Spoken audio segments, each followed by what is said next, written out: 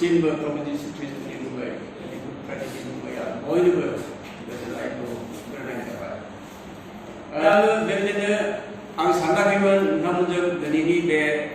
Good Friday सानावहाय इसोरनि राव सोलोंलायनो बुंनो थाखाय आङो सानाखैमोन खिन्थु खुब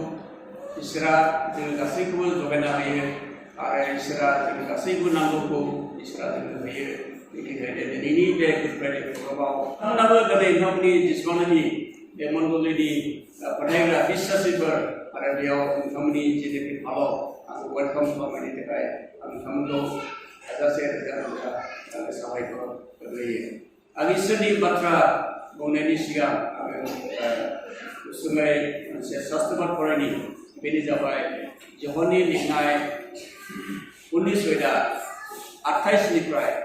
30 पदसिम बे आं सारिखौ आं फरायनानै नोंथांमोनजों आङो इसोरनि रावखौ आङो शेयारिं खालामगोन लासै लासैयै आं बारा गोबाव बुंनाय नङा गुसुं सम बुंनानै आं इसोरनि रावखौ फोजोबगोन बिनि उनाव गासैबो जाजोब्बाय बिनिखायनो जाजोबखाबाय होननानै जिसुआ मिथिबाय आरो गोथार लिरनाया जाफुंनाय बादि बियो होनबाय आंहा गांदों बेयाव गोखै द्राखा बिदै बुंजासे गंसे दो दंमोन आरो बिसोरो गोखै द्राखा बिदै बुंजासे बिदै सोबखांग्राखौ एसबाव थुनानै बिनि खुगायाव होबाय जिसुआ बे गोखै द्राखा बिदैखौ लोंनानै होनबाय जाजोब्बाय आरो बियो खर'खौ गंग्लायनानै जिउ हगारबाय जोङो बे इसोरनि बाथ्रा फरायनायनिखौ बुजिनो थाखाय जों इसोराव आर'ज खालामो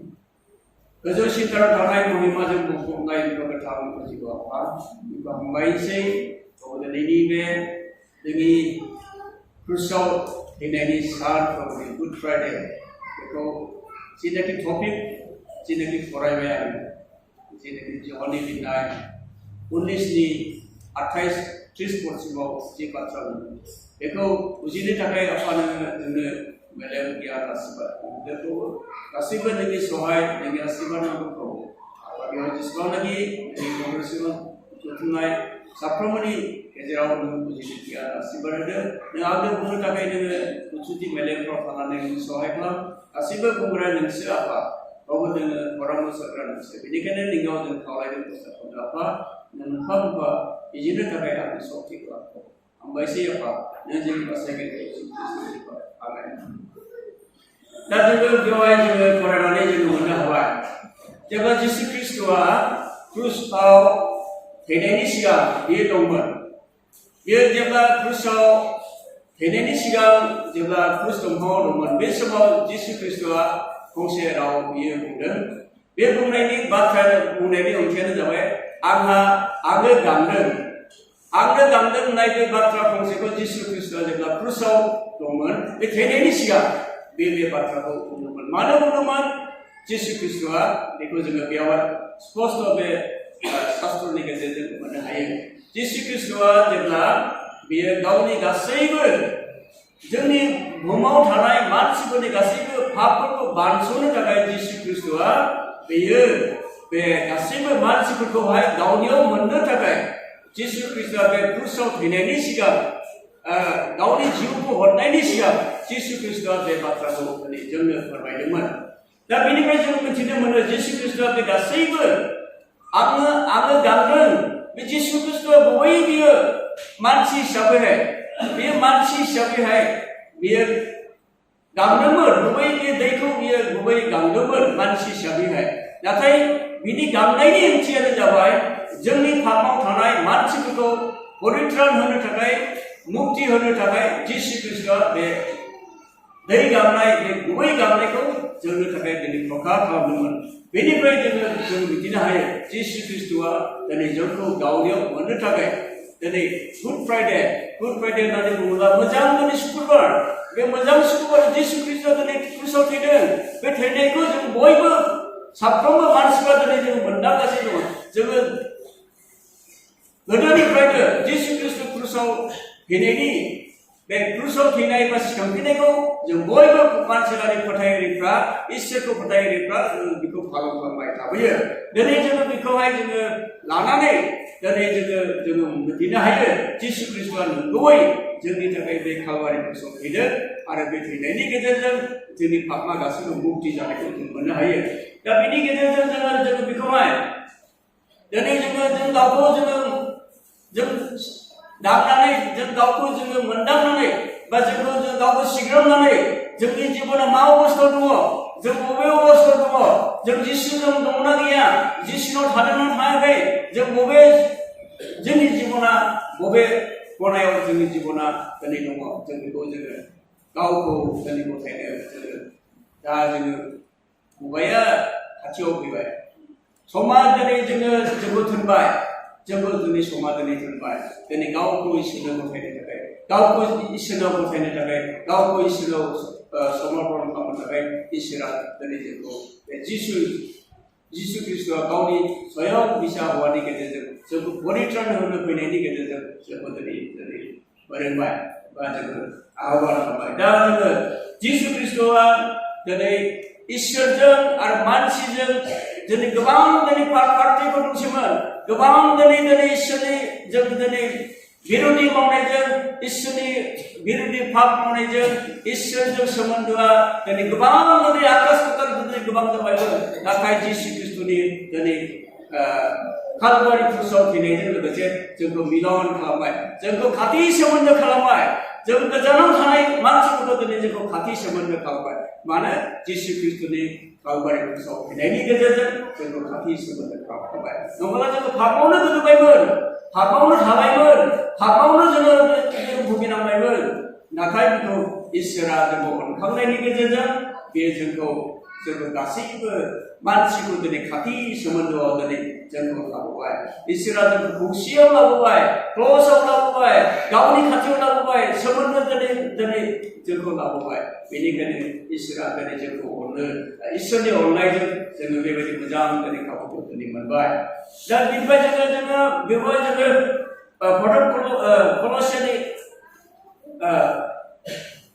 जों बेखौहाय कल'सियानि 1:22 जों जिसुनि बे जों इसोरजों खाथि सोमोन्दो जानायखौ जों कल'सियानि 1:22 जों बेखौ जों नायना मोननो हायो दा बेखायनो बुंनो जाहैबाय रमिया 8:3 बुंनो जाबाय मानसिया दुर्बलखाय जेबो मावनो हायैखाय इसोरा गावनि फिसाखौ दिनै बे संसाराव हरनानै दिनै बियो जोंखौ बासाय परित्राण होबाय बेखौहाय जोङो नायब्ला रमिया 8:3 नायब्ला जों बेखौ मोननो हायो बेखौ आं फरायनि रमिया 3:8 ओरैबायदि बुंनो जाहैबाय मानोना मानसिनि मावनाय दांनायनि बोलो गैयिखाय आइना जेखौ मावनो हाया बेखौ इसोरा जोंनो लागै मावफुंनानै होबाय गावनि फिसाज्लाखौ दोनहरनानै बियो मानसिनि गुनाव थानाय पापखौ दसि खालामबाय मानोना इसोरनि बे फिसाज्लाया पापखौ फोजोबनो थाखाय पाप मावग्रा मानसि बादि महर लानानै फैदों इसोरा दिनै गावनो दिनै मानसि महर लानानै स्वयं दिनै पापखौ बारनो थाखाय मानसिनि मोदोम लानानै मानसिखौ परित्राण होनो थाखाय इसोरा दिनै स्वयं दिनै बे जोंखौ पापनिफ्राय उदां होनो थाखाय जिसु ख्रीष्टखौ बे संसाराव दिनै हरनायनि गेजेरजों दिनै जोंखौ क्रुसाव थैनायनि गेजेरजों जोङो दिनै परित्राणनि लामाखौ दिनै जोङो होबाय बेनिखायनो दिनै बे इसोरा दिनै जोंनि थाखाय बेसे अनथाव जोंनि थाखाय बेसे सोमोनांथाव दिनै खामानिखौ मावो दिनै बेखौनो बुंनो जाबाय प्रथम पेट्रनि 1:18-19 बुंनो जाबाय सना रुफाजों बायनो हायि गासैखौबो इसोरा दिनै जोंखौ बे गावनि बेसेन गोसा थैनि गेजेरजों दिनै जोंखौ सुख'बाय सना रुफाजों बायनो हायि जों दिनै इसोरा गावनि सासेल' सारि जानाय बिसा हौवाखौ बेनि गेजेरजों दिनै जोंखौ परित्रान होनो थाखाय बे लामाखौ जोङो दिनै खुलिनानै होबाय। दा जोङो मिथिगौ बे संसाराव दिनै गोबां देव देवता दिनै फुजा दिनै गोबां दिनै बेबायदिनो राम शिब बेबायदिनो गोबां अबतारफोर दङ। दिनै बुद्धिस्ट बिदिनो गोबां दिनै धोरोम गुरु हाजार दिनै बे बुहुमाव धोरोम गुरुफोर दङ। बिसोरो दिनै गावबा गाव मोनफा दिनै अबतार लानानै बे संसाराव गोदोनि समाव बिसोर थैनानै थांबाय। नाथाय बिसोरो मा थैनानै थांबाय, बिसोर जोब्बाय। किन्तु शास्त्रआव जोङो जिसु ख्रीष्टआ दिनै जि क्रुसाव कालभारि क्रुसाव थैबाय, थैनानै बे सिखांफिनबाय। बिनि सिखांफिननायखौ जोङो शास्त्रआव दिनै रोखा दिनै बाइबेलाव जों मोननो हायो। बाइबेलाव जोङो जिसु ख्रीष्टनि क्रुसाव थैनाय, सिखांफिननाय, जोनोम जानायनिफ्राय लानानै जोङो बेखौ जों मोननो हायो। किन्तु बैनाखि देव देवता बे अबतार लानानै जोनोम जानाय मानसिफ्रा जेनाखि माखासे जि मानसिफ्रा जे खोमसिनि जेनाखि जिसु ख्रीष्टखौ मिथियो, जिसु ख्रीष्टखौ फोथायो, बेफोरबायदि मानसिफ्रा दिनै बिसोरो जिखौ फोथायो बेबायदि फोथायनाय मोदायफ्रा दिनै बिसोरो दिनै कुनु शास्त्रआव, कुनु कुरानाव, कुनु मोनसे बिजाबाव जों बिसोरनि थैनानै जे सिखांफिननाय बे सिखांफिननायखौ जों बिसोरखौ मोननो हाया। नाथाय जोङो खुब भाग्यवान, जोङो खुब रंजाथाव। जिसु ख्रीष्टआ जोंनि थाखाय बे कालभारि क्रुसाव दिनै थैबाय आरो बे सिखांफिनबाय। जोङो बेखौ शास्त्रनि गेजेराव जों बयबो फोथायनाय बिश्वासिफ्रा, जायफ्रानाखि बाइबेल फरायनो गोरों, जायफ्रानाखि नायनो गोरों, फरायनो हायो, बिसोर मानसिफ्रा दिनै स्रा जिसु ख्रीष्टनि बे कालभारि क्रुसाव थैनाय बेखौ जोङो बयबो मिथिनो हायो बा खोनानायजों लोगोसे जों बेखौ मिथिनो हायो। खुब जोंनि थाखाय भाग्यवान। दा बेखौ लानानै जोङो जिसु ख्रीष्ट संसाराव बेदिनो गोबां दिनै सादुकजों बुजादों, गोबां दिनै बे धारणा मोननांदों, बे खस्थ' मोननांदों, बेबायदिनो नेटनि जे बेखौ खरस थुफि हमनानै बेखौ थै गहोदों, बुग्लिदों, बिनि खास्रि बिस्रि गाराय बे गारायजों बेयो बेसे सैनांदों। बिनि गारायफोरजों, बिनि थैनायजों दिनै जोंनि गासैबो पापखौ दिनै बारनानै लाबाय। जिसु ख्रीष्टआ बे गासैबो गारायफोरनि गेजेरजों जिसु ख्रीष्टआ दिनै जोंखौ बारनानै लाबाय। बेयो जोंखौ गावनि पापखौ बारनानै लाबाय, गावखौ दिखांबाय, जोंखौ दिखांबाय। बेयो जों जे थैनांगौमोन, जों जे बे बुहुमाव जोङो थैनांगौमोन, बे थैनायनिफ्राय जिसु ख्रीष्टआ दिनै जोंखौ बारनानै लाबाय आरो जोंखौ दिनै परित्रान दिनै मोखाङाव दिनै जोंनो होबाय। बेनि थाखायनो जोंनि थाखाय जों खुब भाग्यवान। दा जों गासैबो जिसु ख्रीष्टनि थैजोंसो जों परित्रानखौ जों मोननो हायो। जिसु ख्रीष्टनि थैजोंसो कुनु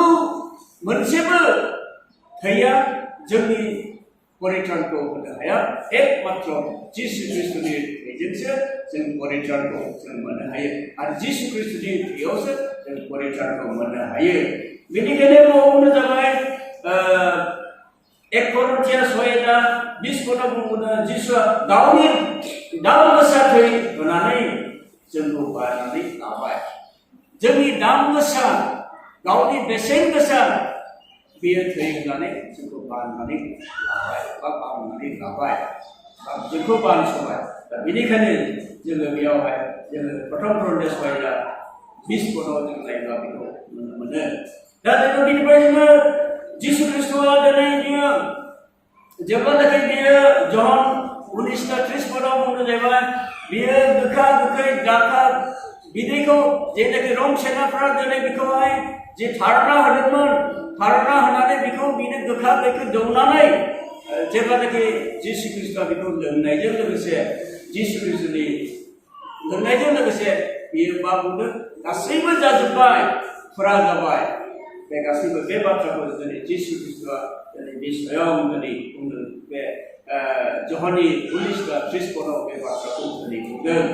bila fotografer ni 2024 benar berusaha jangan kasih fakto gauni menemu lambai kau benar fotografer 2024 benar kasih jadi fakto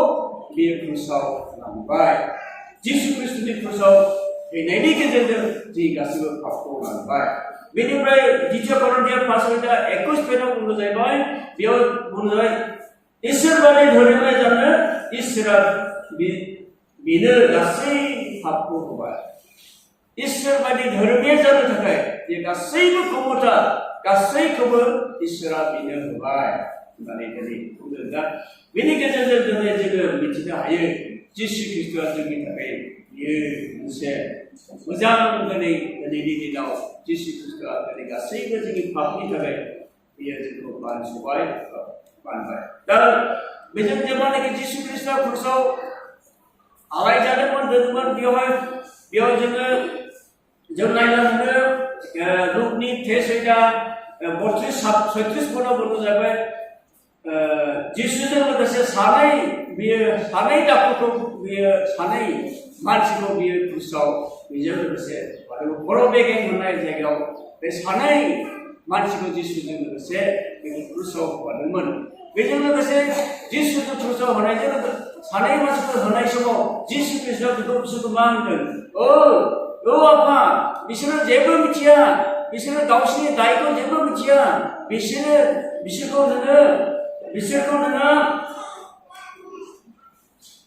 बिसोरनि पापखौ बिसोरनि दायखौ नोङो नागार होननानै जिसु ख्रीष्टआ बिफानाव बुंदोंना बे सानै जेनाखि दाखुफोरखौ जेब्लानाखि आगदा आगसि बिखौहाय रं सेनाफ्रा बेखौ सास्ति होदोंमोन क्रुसाव होदोंमोन बे समाव जिसु ख्रीष्टआ बिफानाव बुंदों आफा बिसोरो जेबो मिथिया बिसोरहा जेबो दाय गैया नोङो बिसोरखौ बिसोरनि दायखौ नों नागार एबा खालाम माहो बेबायदि बाथ्रा बुंनायजों लोगोसे सासे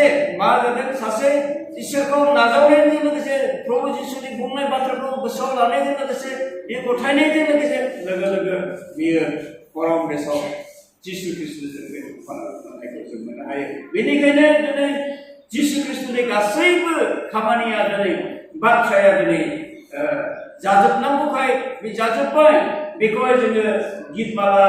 22:18 पद गीतमाला 22:7 पद गीतमाला 69:2 पदाव जों नायलां गासैबो जाजोब्बाय इसोरनि थांखिया इसोरनि जिनाखि बिथोन बे बिथोना जिसु ख्रीष्टनि दारै बे गासैबो जाफुंनांगौआ बे जाफुंजोबनायखौ बे शास्त्रनि गेजेरजों जों मोननो हायो बेनिखायनो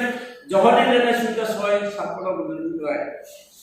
आंनो लामा आरो नंगौ आरो गोथाङा आंनि उन जायफ्रा आंनियाव फैयो बियो अनन्त जिबन मोनगोन आंनो लामा आरो नंगौ आरो गोथाङा आंनि उन जायफ्रा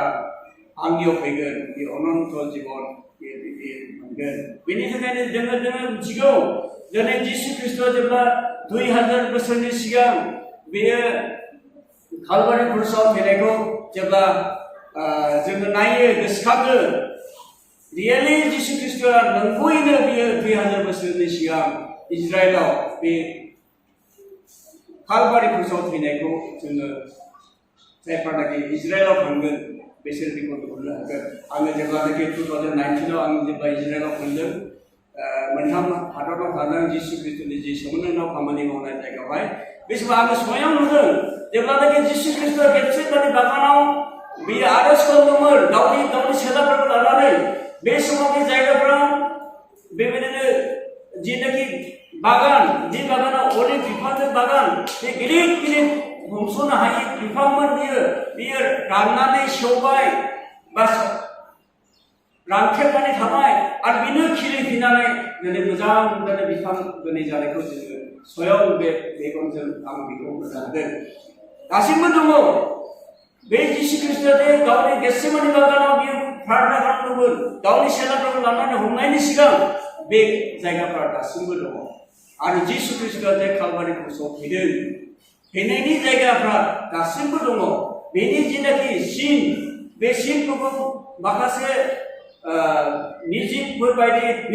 बायदि माखासे डेक'रेसन बानायनानै बेफोरखौ साजायनानै दोननाय जाबाय। नंगौ जिसु ख्रिस्ट'आ कालभारि क्रुसाव 2000 बोसोरनि सिगां थैदों आरो बे सिखांफिननाय जायगा, गावनि सोरगोआव थांनाय जायगा, बे जायगाखौबो माखासे जोंनि जेनाखि इजराइलाव थानाय मानसिफ्रा बेखौहाय साजायना दोननायखौ जों नुनो मोनदों। किन्तु जोङो दिनै जों गोसोखांनो हायो, जों रियेलाइज खालामनो हायो शास्त्रआव बुंनाय बाथ्रा, जोङो जेनाखि जोङो पिक्चारफोर नायोब्ला जिसु ख्रिस्ट'आ जे बेसे जोंनि थाखाय थारना मोनदों, जिसु ख्रिस्ट'आ जे जोंनि थाखाय एसे गोराब खस्थ' मोनदों, बुजादों, बेबायदिनो बुग्लि सुग्लि खालामनानै रम सेनाफोरा जेसेबांनाखि जोङो जेनाखि जिजास फिल्मफ्राव जों नायोब्ला जों नुनो मोनो एक्जाक्ट दिनै जिसु ख्रिस्ट'आ दिनै बेबायदि थारना मोनदांनाया नंगौ, बेयो जिसु ख्रिस्ट'आ बै समाव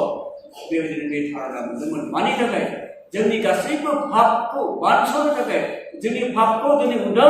उदांस्रि होनो थाखाय दिनै जिसु ख्रिस्ट'आ दिनै बे नंगौ, बेयो बै समाव बियो फैदों आरो बे सानथामाव बियो सिखांफिनदों। दिनै जोङो मानसि हिसाबैहाय जुदि बेबायदि धारणा मोनदोंब्ला, जोंनि धारणा मोननांनायाव जोंनि जिबना माबायदि जागौमोन? जों माबायदि जागौमोन? जों साफ्रोमबो जों फोथायनाय बिश्वासिफ्रा जोङो गावखौ रियेलाइज खालामदोंना जिसु ख्रिस्ट'आ बे गावनि देहाखौ लानानै गोबां दिनै सैनांदोंमोन, गोबां खस्थ' मोनदोंमोन। दिनै मानि थाखाय खस्थ' मोनदों? जों बेखौ जोंनि फोथायनायफ्रा जों बेखौहाय गावखौनो गाव जों सिग्रोमनानै जों लानांगोन बा जों मिथिनांगोन। जोङो बबे समाव जों माबायदि अबस्थायाव दङ, बबे लामाजों जों थाबायदों, जों बबे लामाजों जों मावदों, जोंनि साननायफ्रा माबायदि सानदों, जोंनि खामानि मावनायफ्रा माबायदि मावदों। दिनाव दिन जोङो पापाव जों गोलैयोना जों मानसिया,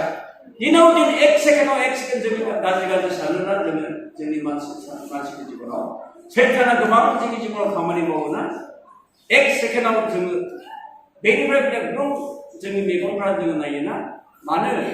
दिनै सैताना जोंखौ दिनै राजत्व खालामोना। बे राजत्व खालामनाय सैताननिफ्राय जों देरहानांगोन। जों देरहायोब्लासो जोंनि जेनोखि बायदि जोंनि थाखाय बानायना दोननाय सोरगो रायजो बेयाव जों सहैगोन। जुदि जोङो